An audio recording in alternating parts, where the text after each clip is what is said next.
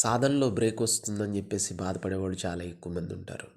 కానీ సాధనని మనం పట్టుకుంటే అది మనకి మధ్యలో బ్రేక్స్ వస్తాయి.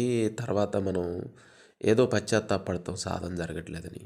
కానీ సాధన మనల్ని పట్టుకుంటే జీవితమే సాధన అయిపోతుంది. అంటే ఇక్కడ ముఖ్యంగా గమనించాల్సిన విషయం ఏంటి అంటే మనస్సుని దైవం వైపు మళ్ళించటం అనేదే ముఖ్యమైనటువంటి విషయం. మనస్సు శరీరం ఎక్కడైనా ఉండొచ్చు. లేకపోతే మనం ధ్యానంలో కూర్చున్నాం ఒక గంట, ఏం చేస్తున్నాం? ఆలోచన లేనటువంటి స్థితిలో ఉంటున్నాం. లేకపోతే ఆత్మతో లైవ్ అయి ఉంటున్నాం.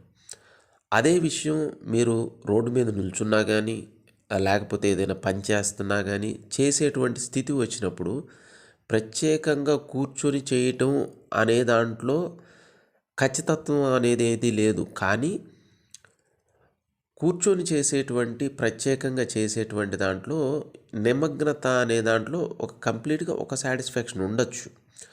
కానీ మనకి ఎప్పుడైనా ఎక్కడైనా ఎలాగైనా కానీ మనస్సుని దైవం వైపు మళ్ళించేటువంటి స్థితి ఏదైతే ఉందో అదే ముఖ్యమైనది.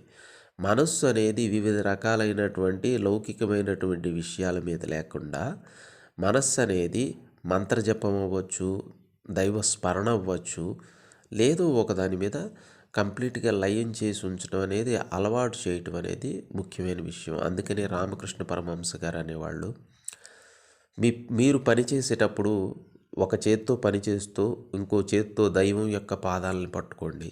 మీ పని పూర్తి అవ్వగానే 2 చేతులతో దైవం యొక్క పాదాలను పట్టుకోండి అనేవారు.